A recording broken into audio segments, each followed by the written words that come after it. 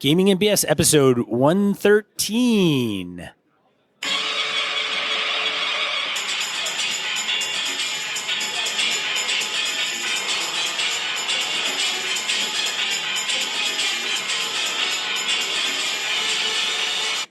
Welcome to Gaming and BS episode 113. I am one of your hosts, Sean. And I'm Brett, and I have this amazing voice that Sean says is from spending evenings in alleyways behind the Taco Bell, apparently. Yes. Brett's been He's been yelling a lot. Using his mouth quite often at this con. Screaming, yelling. At VC mostly. VC sitting in front of me right now. Yeah. And so is Victor Wyatt. Victor's Yes. standing there. He's sitting there looking at me. Like, why are you talking to me? So we're coming to you from Gamehole Con, which is the November, I think today's the 7th. I think it is, 2016, Gamehole Con 4. November 6th. It's November 6th. Sunday, November 6th. Sunday the 6th, yep. 2016 Gamehole Con 4 here in Madison, Wisconsin. If you loved our intro, it's because Brett actually held up his phone to the mic. And I played the intro off of episode 112. that's right. We didn't have a soundboard. It was the easiest way to pull it off. Yes. All right. Announcements. Do we want to do announcements? Do you have any announcements? Just want to remind people, EverCon's coming up. We'll talk about this a little bit more about what kind of happened at Gamehole for the past couple of days. Really good responses here, so I'm hoping we can get a lot of folks to come up, run some games, and all that good stuff. So again, evercon.org, go out there, do that thing. So I got nothing else, man. Anything you want? No? I know. I think I'm good, actually. We're basically no longer sponsored, so we got to go back to Alex and make sure he'll sponsor us again. Yeah, I don't know. Maybe they won't ask us back. Oh, that could be. I don't think we violated anything. Nothing too bad. Although we did let VC into the building, so Wow. it's kind of a violation of some kind of rule or ordinance. He paid his way. Paid his way. Yes. All right. So let's get into random encounter. Any random encounters? No, we the do. The entire con was a random encounter. That's true. Yeah. 20, 30 people coming up going, hey, I listened to you. Hey, what is this? What's that thing? The whole con was a random encounter.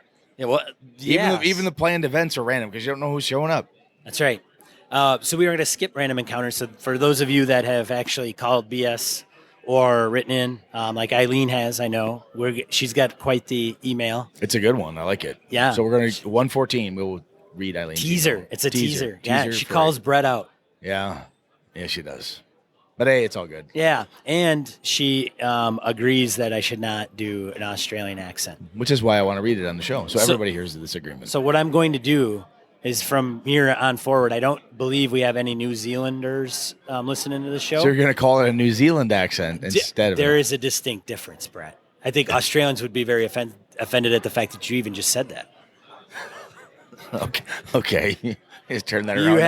You haven't heard my New Zealand accent. All right. So next time the Mongrel writes in, you'll try a New Zealand accent. Well, and it may not even be for the Mongrel, honestly. All right. Maybe just for my Eileen's email. Maybe. That's a long email. I'm not going to let you do that. I'll read that one. No, I'm kidding. That's fine. All right. Let's get into the main topic. So the main topic is... you didn't do the intro. Oh, what was the main topic? Okay. That's as good as it gets. Brett's like doing the intro. It's nice. Hey, well done, Brett. Thank you. So hey, Brett, what are we talking about today? We're going to talk about the games that you and I ran here at Gamehole and how incredibly well prepared we all were, or weren't, and what went well, what didn't. You can't see our facial expressions. Ha ha. Yeah, it was... my favorite part was when Sean laid out for his plot for a Star Wars game. Said, this is going to be great. This is going to be really cool.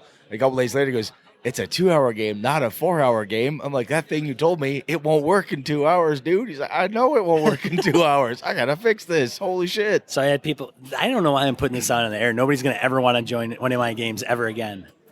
Well, So I people would come up to me on Thursday. We were here earlier.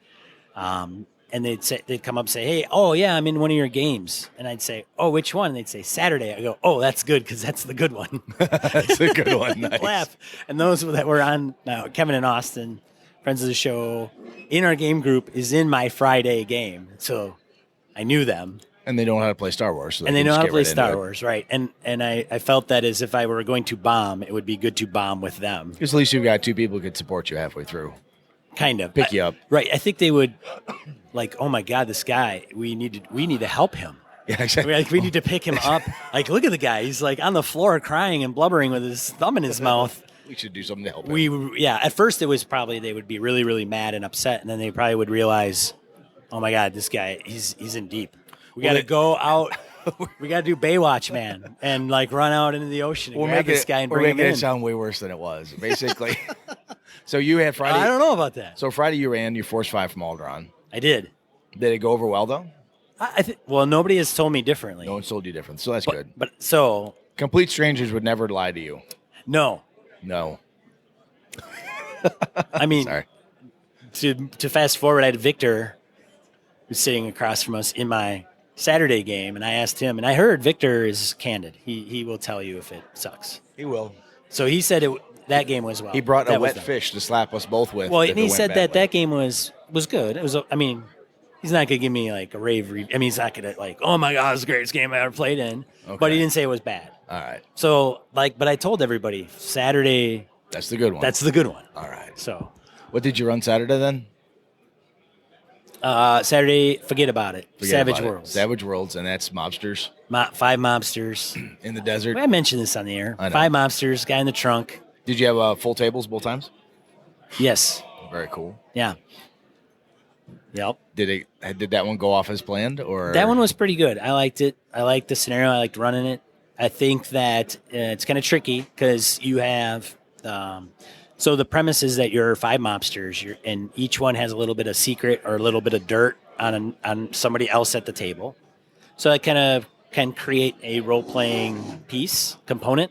I think David Wynn was saying that like one of the guys was sleeping with like his daughter or Correct. something like that, and yes. he knew that, and he was like trying. He was all pissed. His character's all pissed off. No, so his son-in-law was roughing up his daughter. Oh, okay. And I like Godfathery. Exactly. There you go. And so there could be But anyways, some tension. 250-mile ride takes about 4 hours to get this guy to the end destination, and all kinds of things could happen. Tow trucks, NPCs, craziness. So it is kind of a railroad because you're like, well, you got to go from here to here, and then everything else kind of happens in between. Yeah, okay. But right up my alley. How'd you do for doo-doo? We got any train? Hey, Brett, man, I am wholly after a con, exhausted, and you are like on the audio. It's unbelievable. Nice. So I'm pushing buttons on Brett a little bit. It's kind of uncomfortable. So how did you do for time? Like, if you had a 2-hour game, did you take all 2 hours, or did you? Yeah. For 4-hour games, you end early. How'd that work? Yeah, the 2-hour game I ended like right at 2 hours. We had to rush off to the seminar. You were not running at the time. No, I was not. So we ran off to seminar to record. I think at that time it was WotC. Yeah, that was Perkins, Merle, and Jeremy Crawford. Jeremy, thank you. Yep, yeah, Merle's. Got those 3. Perkins. And that's happened a few times where, cons don't give you there's no break. It's like your game doesn't start at 2:05. No. It's 2:00. And the next game starts at 4:00. And seminar starts at 4:00 or whatever. So it's like pack up all our crap, set up the gear, madness. It went really well, though. The guys at the WotC booth were really cool. Yes, they were. They let us set it up, got 3 mics out. They did really well. Yes. We'll talk about what we recorded and when we'll get that released in a bit. But anyways, I ran it. My answer to the question was that the Star Wars game came to 2 hours. We ended right at the 2-hour mark. And the Savage Worlds game, same thing. Okay. Like it wasn't rushed. It wasn't like loose ends. The Savage Worlds a little bit, but the way it ended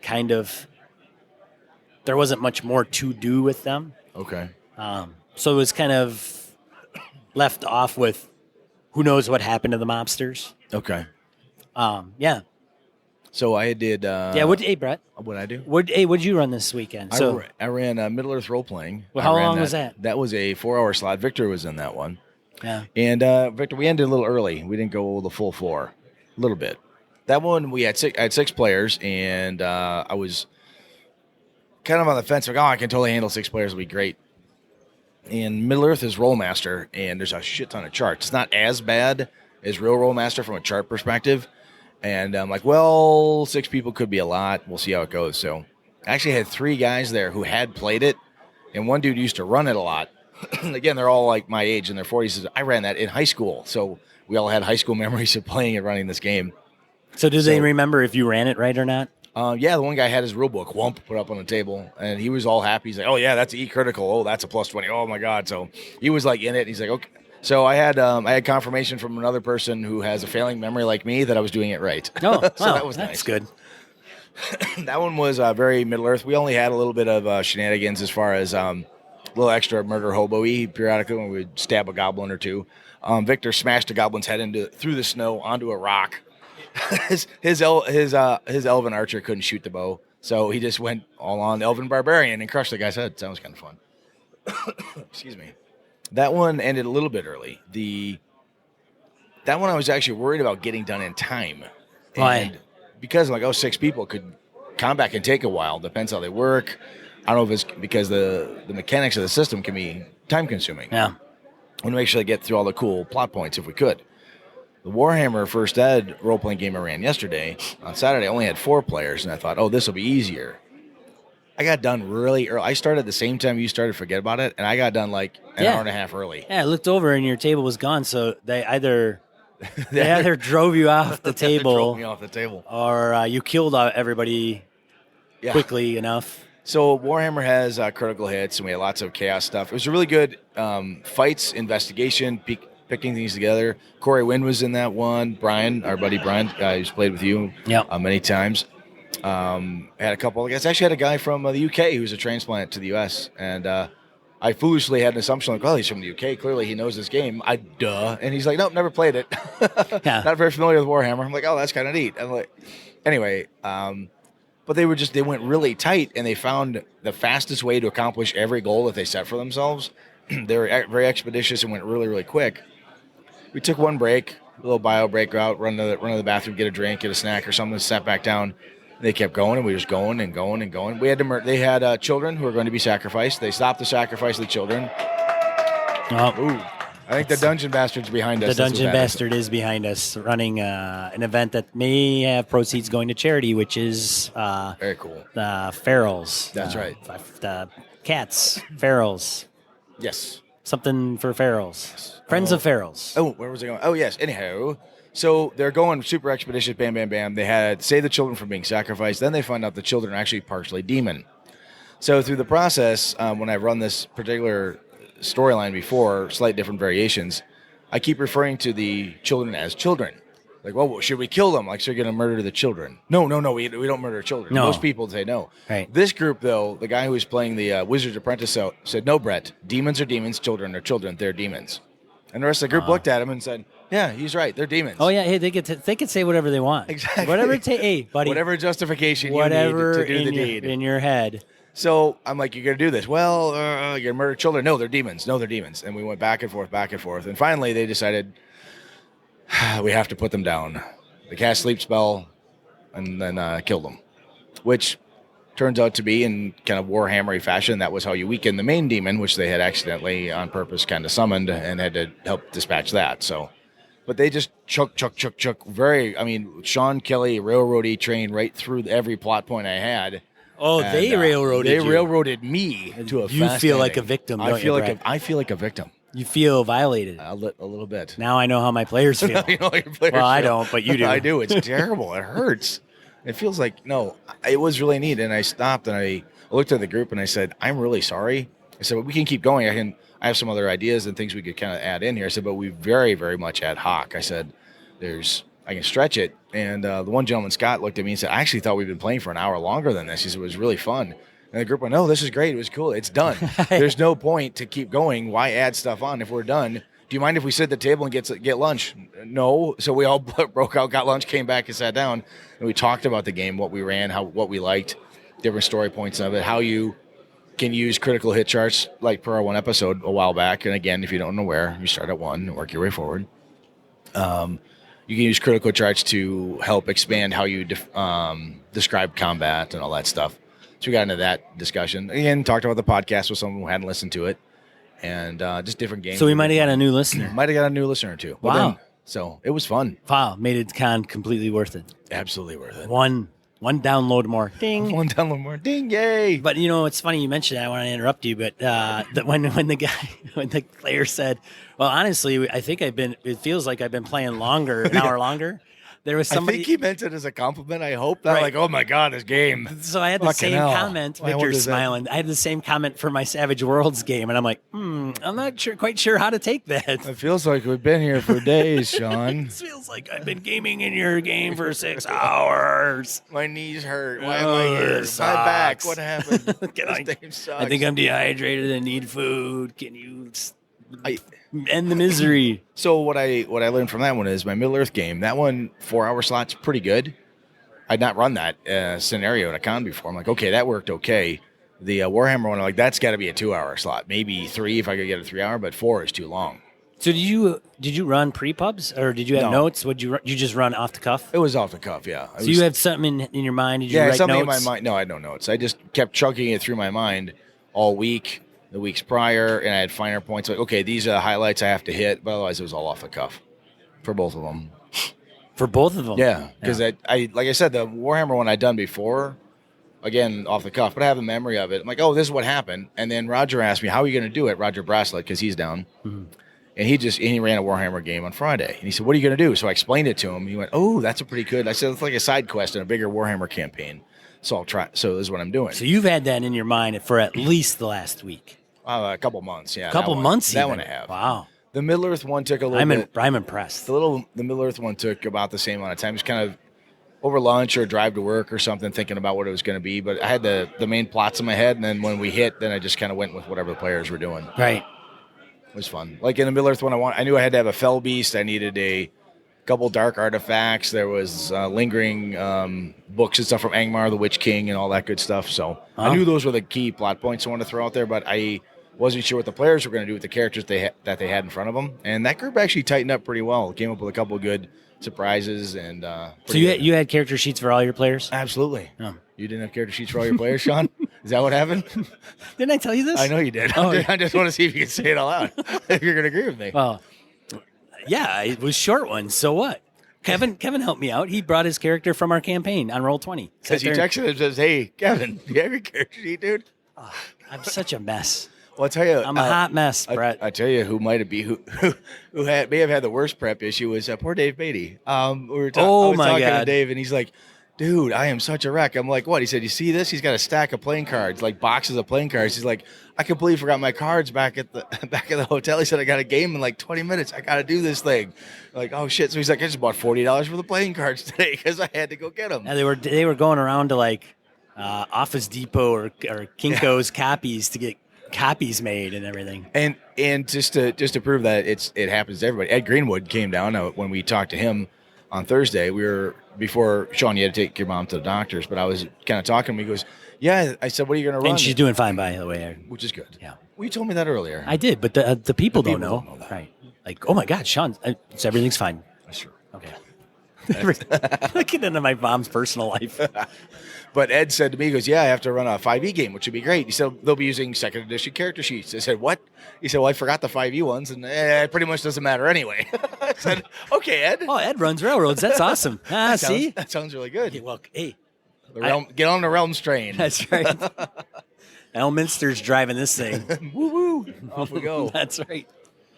So I think from a timing perspective, I'm pleased. I'll cut the Warhammer one if I do that again. I'll cut that back to about 2 hours, I think, for a pacing perspective. Yeah. 2 hours. It feels like I could do it in 2 hours. Oh. Four just seems really, really long for that. But or the other thing to do is tack on some more stuff. Well, don't tack it on to tack it on. No, I'm not saying to tack it on. What I'm saying is expand it, right?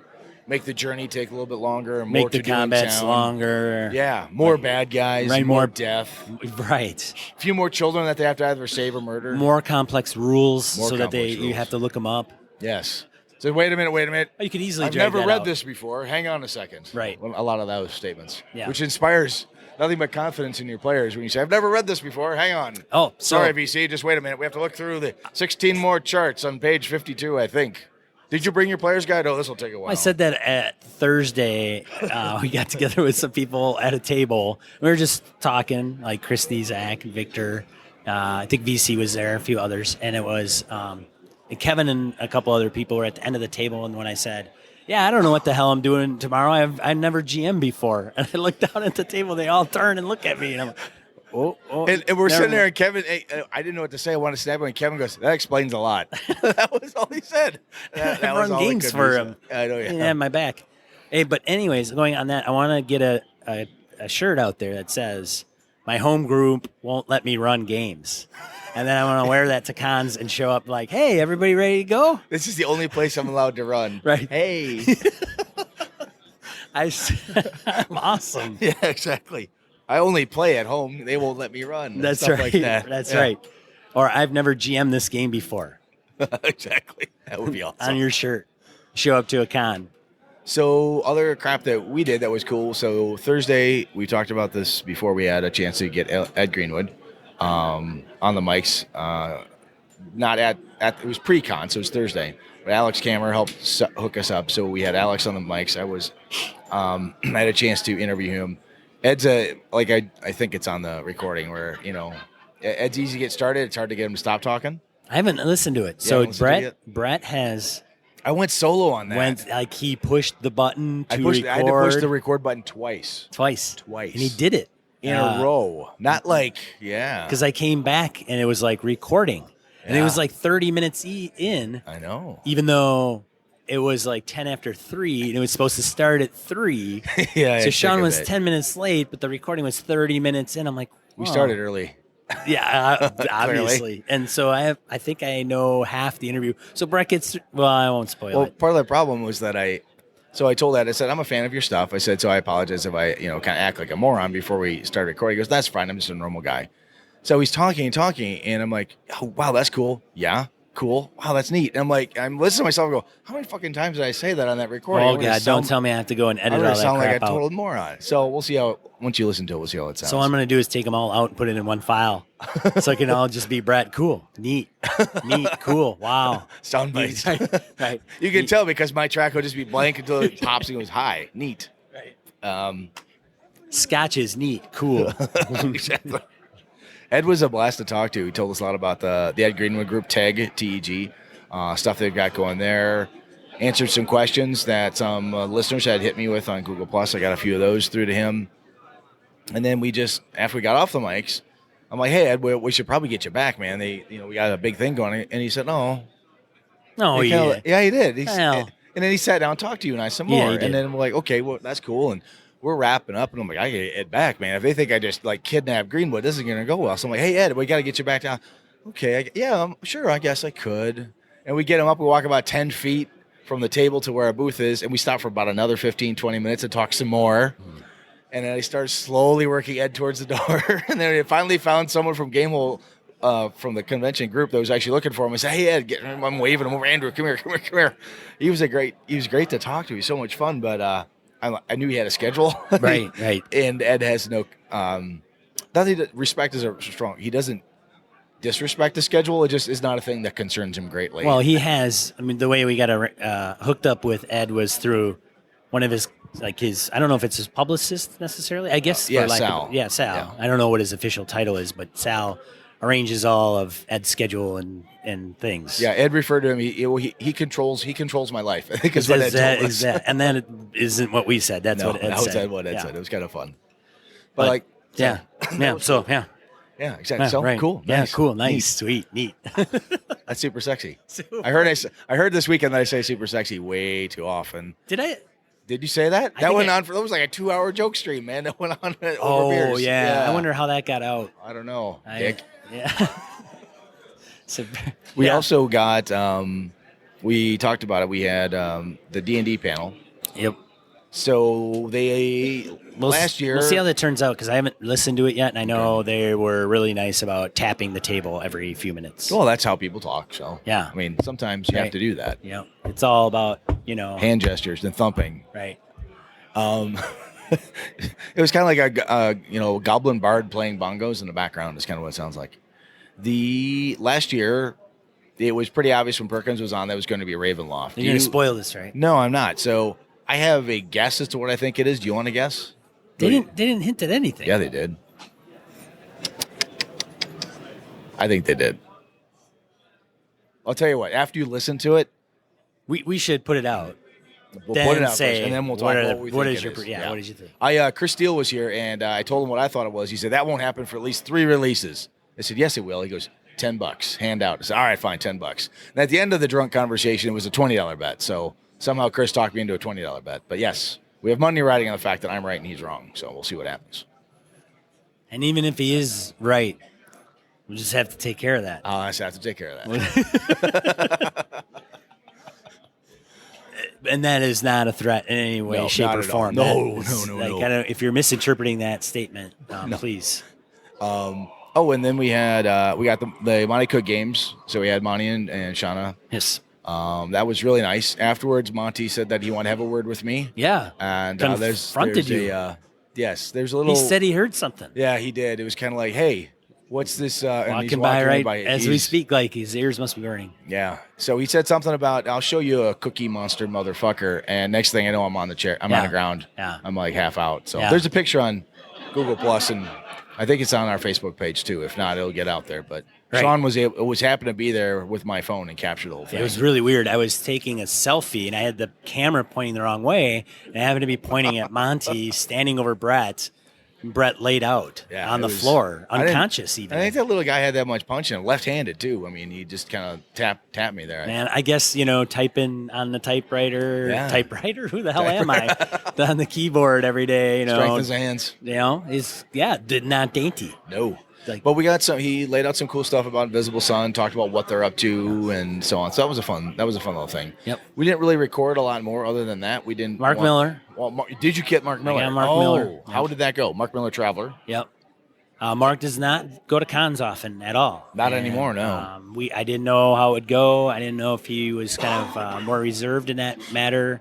I had heard the night before through somebody that works at Gamehole and one of the crew who's a big Mark Miller Traveler fan, and he said, I talked to Mark and he'd be open to it. So I walked in, confirmed it with Mark, and he said, sure. And he even waited for me to set up. And Mark ran it more Q&A. You'll have to tune in. We'll drop it out as a bonus BS, but very gracious gentleman, very nice. And I told him, I think and I haven't talked to you about this, Brett, but I think sometimes when we record, when we go to a seminar, if the people that are managing, like in this case, Gamehole, don't kind of set that up, like, hey, just wanted to let you know we got a couple podcasters, they'd be interested in maybe recording you. If you don't vet it early with right. yes, it could get ugly. Which has happened. It's happened in the past. And we won't mention any names. We'll just call it like Eve Axon. Yeah. SJ. I think we just call him SJ. Okay. Whoever that is. Whoever that is. Yeah. And anyways, but I think that, I don't know, I feel sometimes weird because we want to put it out there as good content. Yeah. Some of the motivation may be, well, maybe we'll get some more numbers, right? I mean, it's kind of a thing, right? Like, who's going to want to listen to X or Y or whatever? We got a guy, let's pick on Pure Mongo, right? He's down in Australia, yep. and he's not going to get to Gamehole Con anytime soon unless he wins some sort of Australian lottery, and we're able to fly him here to do that. So he's not going to have a chance to listen to what Mark Miller says here, or what Monty Cook would have to say, or anybody else. So it's cool. It's more capturing kind of for posterity and for other fans of these individuals so that we can say, hey, I heard a thing, listen to it yourself. Because having me tell you what I heard is not going to be the same as you listening to it. Because as we just said, you listen to Perkins and Merle and those guys, and you didn't hear anything, and I heard something. So that's interesting. Right. Well, and that's what I brought up to Mark was, he's like, and I said, I'll let you know when that drops, and you can, listen to it, or you could sue us, I guess, if you want, even though we just recorded your voice.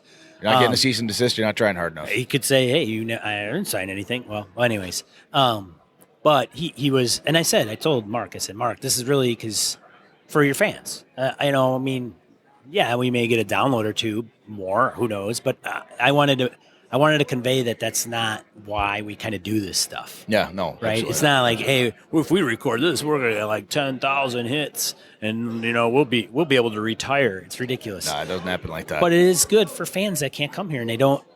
Traveler has been around for a very long time. It's the first science fiction RPG.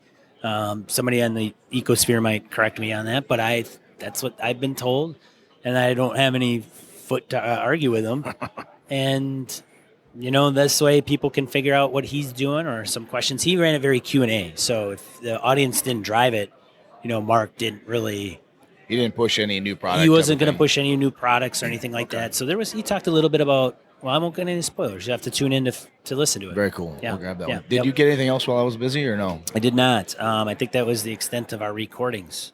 I haven't gotten bumpers, and I haven't run around and gotten recordings. Well, I'll tell you the other thing. Last year we did a bit more of that, and one of the things that some of our friends were talking about was like, hey, you guys got to do a social hour thing. So we got a keg over at the Clarion for last night. I want to be careful because we met a lot of people. There was a ton of people. I'm not going to name names because I'm going to fuck that up. That would be a fear of mine. I talked to you like for 2 hours. You didn't mention my name. I mean, duh. Yeah. I'm like, well. I'm saying VC because he's right in front of me. Yes. Now Chad Knight is right in front of me, right. So I can't forget these guys. Right.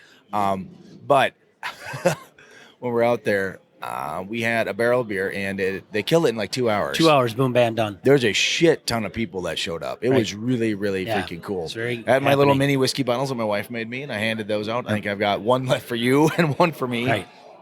For anyone who was running games for us, we had some pint glasses with our logo on it. Yep. I had a couple extras I gave out to a few other people. We had a chance to have spend time with Jen Brinkman and Bob Beatty and David Beatty. David Beatty. Sorry, yeah. David Beatty. Bob Brinkman. David Beatty.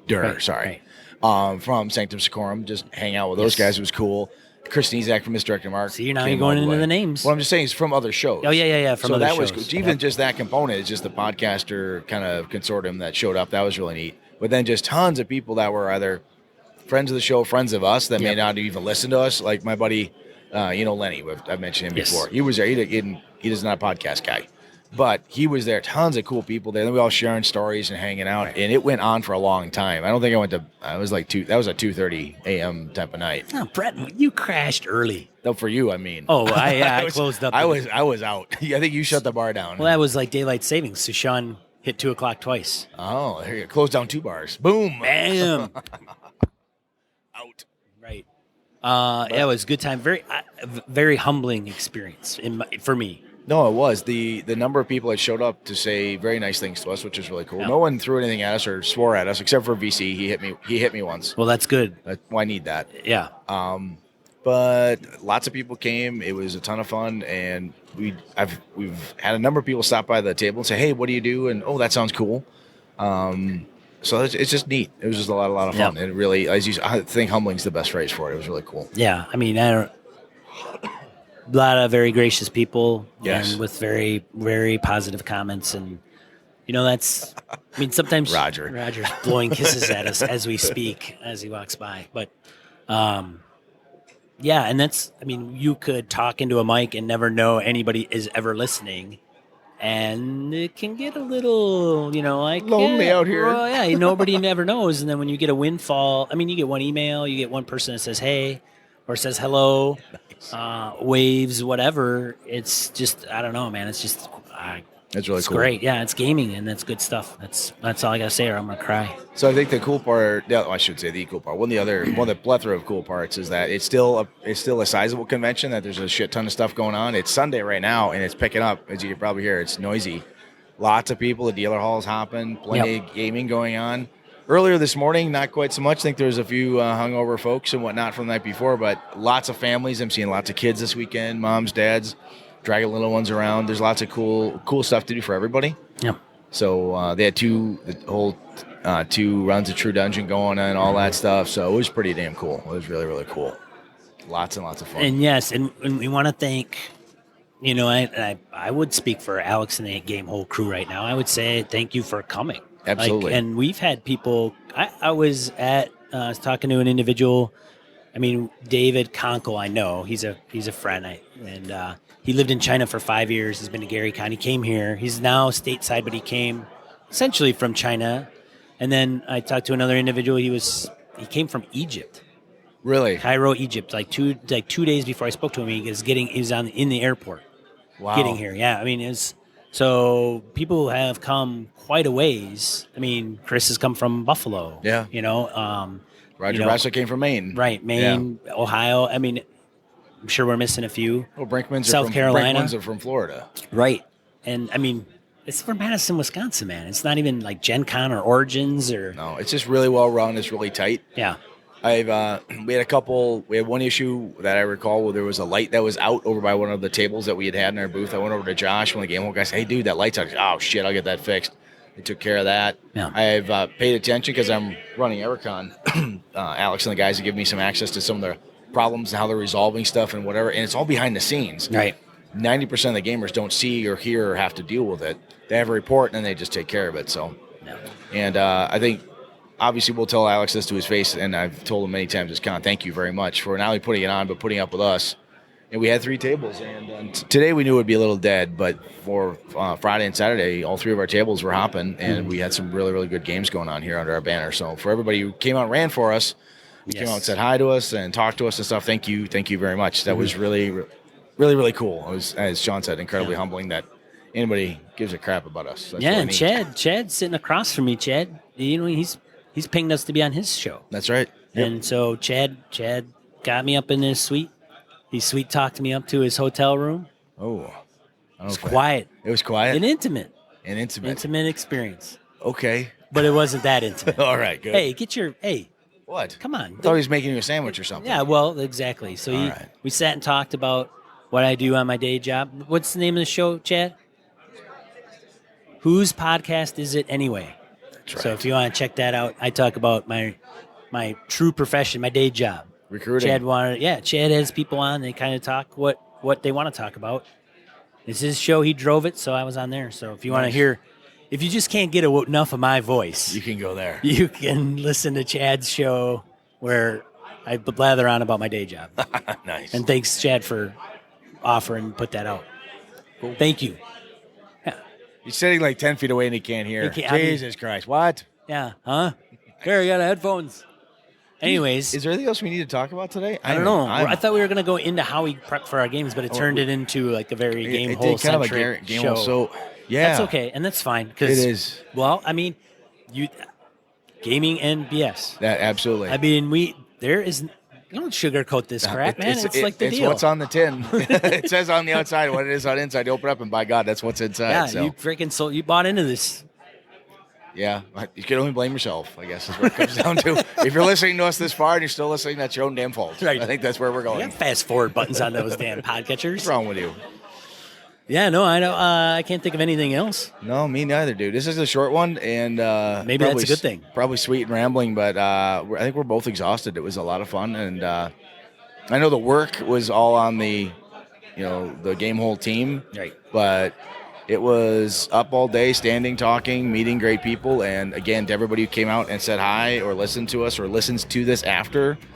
Please don't if this is the first episode you listen to, please don't take this as our standard. Yeah, and we should probably because we've talked to people that haven't listened to us, and they're like, oh, I should tune in or whatever.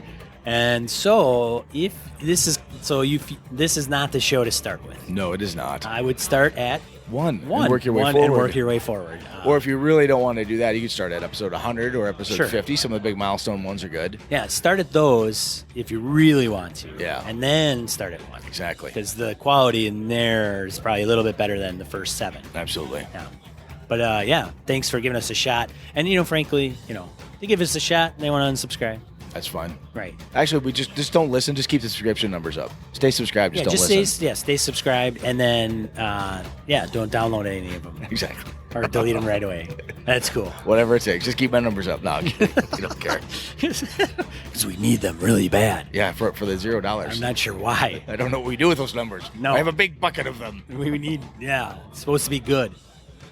All right, man. Should we wrap this up? I'm exhausted. Anything else you want to talk about? No. Well, no. No? I don't think so.